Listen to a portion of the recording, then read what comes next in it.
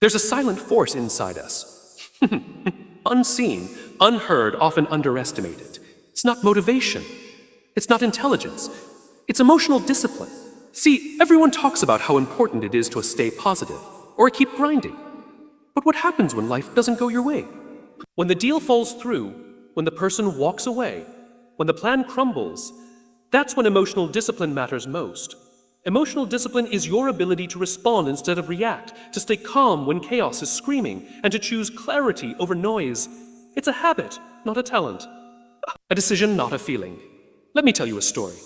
There was a young man who started a business. He had drive, passion, energy, but every time something didn't go as expected, he'd snap, panic, lash out, blame others, and eventually the people around him left, not because he wasn't talented, but because he lacked control. He hadn't built emotional discipline. Fast forward 3 years, and the same man now meditates, reflects, pauses before he speaks. He listens. He doesn't chase peace. He brings it. And guess what? His life changed. His business grew. His relationships deepened. Not because life got easier, but because he got stronger. You will never control the world around you, but you can master the world within you. Discipline doesn't kill emotion. It channels it. It says, yes, I feel angry, but I choose patience. Yes, I'm scared, but I choose courage. This is how leaders are made. Not in the spotlight, but in the silent moments when they choose character over comfort. Emotional discipline is the foundation of self-mastery because it governs how we respond to the world around us. Every day, we are faced with situations that test our patience, our resilience, and our ability to stay grounded.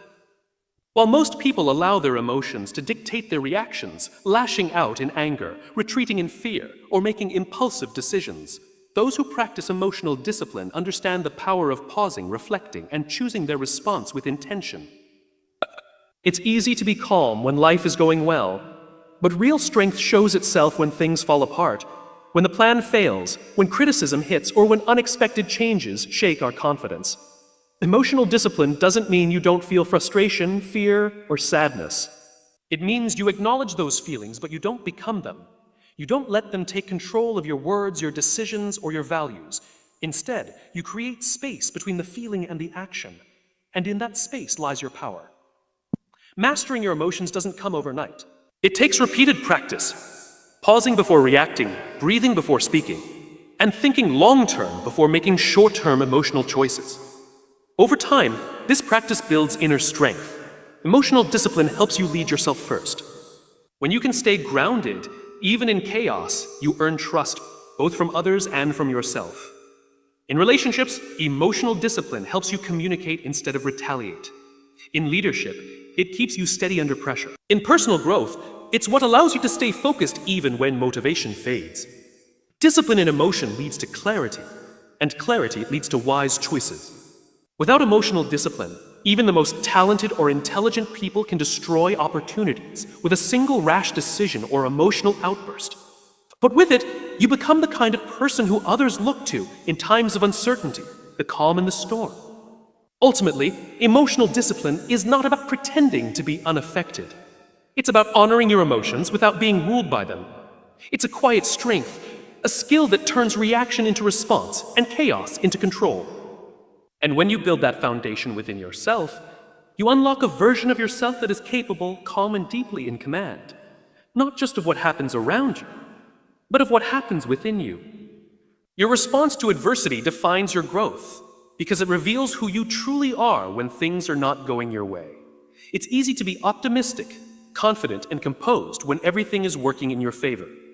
But real growth is tested in the moments of pressure, loss, rejection, and uncertainty.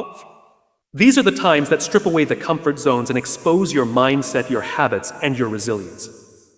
Adversity is not the enemy, it is the mirror. It reflects back your emotional maturity, your patience, and your inner strength. Some people, when faced with setbacks, immediately give up, complain, or blame others. They let adversity shrink them, but others choose to pause, reflect, and adapt. They ask, what is this teaching me? Rather than a why is this happening to me? That small shift in mindset makes all the difference. Growth doesn't happen during smooth sailing. It happens in the storm, when you choose to learn instead of break, to persevere instead of retreat. Every challenge carries a lesson, And every setback is a chance to build strength, but only if you respond with intention. Your reaction to failure, disappointment, or criticism shapes your next move. If you allow adversity to harden your heart, to cloud your judgment, or to push you into fear, you miss the opportunity hidden inside the struggle. It's not the adversity itself that makes you stronger, it's what you do with it. Do you show up anyway, even when you're tired? Do you speak with integrity even when you feel angry? Do you stay consistent with your values even when the outcome isn't guaranteed? That's where growth happens, not in the result, but in the response. Everyone faces pain, difficulty, and uncertainty at some point. The question is, will you let those moments define you, or will you define yourself through how you rise? Growth is not just about achievement, it's about who you become along the way. Adversity is the test, and your response is the answer. The more you choose growth over reaction, the more capable, wise, and emotionally grounded you become. In the end, adversity doesn't just shape your journey, it shapes your character. And character is what carries you forward long after the struggle is over. Control doesn't mean suppression. It's a common misunderstanding to think that being in control of your emotions means ignoring them or pushing them down. But true emotional control is not about pretending you don't feel anger, fear, sadness, or frustration. It's about allowing yourself to fully experience those emotions without letting them dictate your behavior, your decisions, or your identity. Suppression is avoidance. It's the denial of what's real inside you. Over time, suppressed emotions don't disappear. They build up. They leak into your actions, damage your relationships, and cloud your clarity. People who suppress their feelings often seem calm on the outside, but inside they carry a storm. Eventually, that storm erupts. It may come out in ways they can't control. Outbursts, breakdowns, or self-sabotage. That's not control, that's emotional pressure without release. True control, on the other hand, begins with awareness. It's acknowledging your emotions without judgment. It's saying to yourself, I feel this, but I am not this. You separate the feeling from your identity. You understand that emotions are data, not directions. They tell you something about what matters to you, about what's happening around you. But they don't have to take the wheel. Control is choosing your response. It's taking a breath before speaking when you're angry. It's walking away from an argument you know will lead nowhere. It's letting tears come when you're overwhelmed without feeling weak. Control is being present with your feelings, not running from them. And that presence builds resilience. People with real emotional control are not cold or detached. In fact, they are deeply in tune with themselves. They feel everything, but they know how to manage what they feel. They're not led by emotion, but they're also not disconnected from it. This balance is what builds trust, leadership, and confidence. When you learn that controlling your emotions means understanding them, not burying them, you begin to relate to yourself with more honesty and strength. You become more authentic, more compassionate, and more powerful in how you show up in the world. Control isn't about shutting your emotions down. It's about guiding them with wisdom, allowing them to exist, but never letting them overpower your purpose or your peace. Leaders are made in private, not in public. The spotlight may showcase leadership, but it never creates it.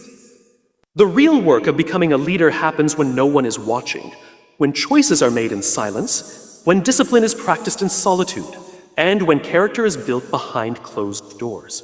Public recognition is simply the result of private commitment. You don't become trustworthy in front of a crowd. You become trustworthy when you keep promises to yourself, stay true to your values, and make the right decisions even when it's inconvenient. In private, there are no applause, no titles, and no praise. It's just you and the standard you hold yourself to. That's where leadership is forged. It's in the early mornings when you choose to prepare instead of sleep in. It's in the late nights when you reflect on your failures instead of blaming others. It's in the moments you decide to act with integrity, even when no one would know if you didn't. These are the quiet moments that build the foundation of real leadership. Many people want the position, but not the process. They want the influence, but not the internal growth that sustains it.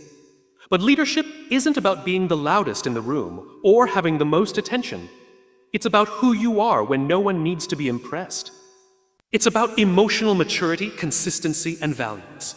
The leader who can regulate their emotions in private is the one who can lead calmly in crisis. The one who challenges themselves in silence is the one who can inspire others in chaos. Public platforms only amplify who you already are. Und If you haven't done the private work, building resilience, developing patience, learning humility, then leadership in public will eventually expose that gap. But if you've cultivated strength, clarity, and purpose in the unseen hours, your leadership becomes unshakable because it's not built on image, it's built on substance. True leaders don't wait for others to hold them accountable. They hold themselves accountable every day. They don't seek credit, they seek growth. And because of that, when the moment comes, when the pressure is high and others are looking for direction, they don't need to pretend. They simply lead. Not because of who they want to be in public, but because of who they've already become in private. Life won't get easier, but you can get stronger. That simple truth changes everything. Many people spend their lives waiting for the perfect moment, hoping things will calm down, get simpler, or fall into place. But life isn't designed to remove the challenges for you. It's designed to grow you through them. The problems don't stop, they evolve. The chaos doesn't disappear, you learn how to move through it. The pain doesn't vanish, you develop the strength to carry it and still keep going. Growth begins the moment you stop asking, why is this happening to me? And start asking, how can I grow through this? Because while the world may not become more forgiving, you can become more resilient.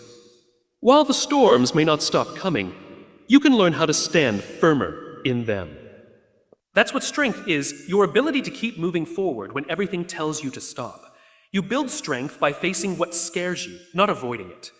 You become stronger by falling and rising again, not by avoiding failure. Each difficult experience is an invitation to level up, not shut down. Strength is not something you wait for, it's something you create. And it's built in the repetition. Showing up when you don't feel like it, being kind when it's easier to be bitter, staying focused when distraction tempts you. People who grow stronger over time aren't lucky, they're intentional. They understand that pain is part of the process and that resistance builds resilience. They know that adversity doesn't shrink them, it sharpens them. They stop expecting the path to be smooth, and they start preparing themselves to walk it with steady steps. That's the shift that changes everything. When you stop wishing for ease and start working on endurance, there will always be challenges, financial, emotional, physical, relational. That's life. But every time you choose strength over surrender, discipline over emotion, hope over despair, you change. You don't just survive, you transform. You become someone who isn't shaken by every wave because you've learned how to swim through the deep. Life may not hand you peace, but you can build it inside yourself. And the more strength you build, the less you fear the future. Because you no longer depend on life getting easier. You trust in your own ability to get stronger. Discipline in emotions leads to intention in life because it gives you the power to act from purpose rather than impulse. Most people are led by how they feel in the moment. They make decisions out of anger, fear, jealousy, or excitement, only to regret them later when the emotion fades. But when you develop emotional discipline, you begin to respond instead of react. You create a pause between what you feel and what you do, and in that pause you find clarity. That clarity allows you to choose actions that align with your values, your goals, and your long-term vision. When you don't discipline your emotions, your life becomes chaotic. You're constantly being pulled in different directions by whatever emotion is strongest at the time. One day, you're highly motivated. The next day, you're discouraged, so your effort rises and falls with your mood. But with emotional discipline, you do what needs to be done regardless of how you feel. You don't ignore your emotions, you understand them. You learn to let them inform you, not control you. Living with intention means every step you take has meaning. You don't just wake up and drift through the day, you act with awareness. You know why you're saying yes, and more importantly, you know why you're saying no. That kind of clarity comes from managing your emotional energy, not wasting it on reactions, drama, or distractions. People who lead intentional lives are not emotionally numb, they are emotionally mature. They feel deeply, but they've learned to guide those feelings toward productive outcomes. When you are emotionally disciplined, you don't let temporary feelings sabotage permanent progress. You don't allow a bad mood to ruin a relationship or a moment of fear to stop you from pursuing an opportunity. Instead, you acknowledge the feeling, process it, and move forward with intention. The more emotionally disciplined you become, the more peace you experience. Not because life is easier, but because you're no longer at the mercy of every emotion that passes through you. You're no longer reactive, you're proactive. And that shift changes how you approach everything. Your work, your relationships, your goals. You begin to build a life by design, not by default. You stop chasing quick relief and start building long-term meaning. All because you chose to discipline your emotions and lead your life with intention. So the question isn't whether you'll face emotions, it's whether you'll let them lead you or whether you'll lead them. Because when you master your emotions, you master your choices. And when your choices are intentional, your life becomes a reflection of who you truly are, not just how you feel in the moment. You don't need life to be perfect. You don't need emotions to vanish. You just need the discipline to pause, the courage to choose with purpose, and the strength to keep walking with intention, even when it's hard. That's how you stop living by reaction and start living by design.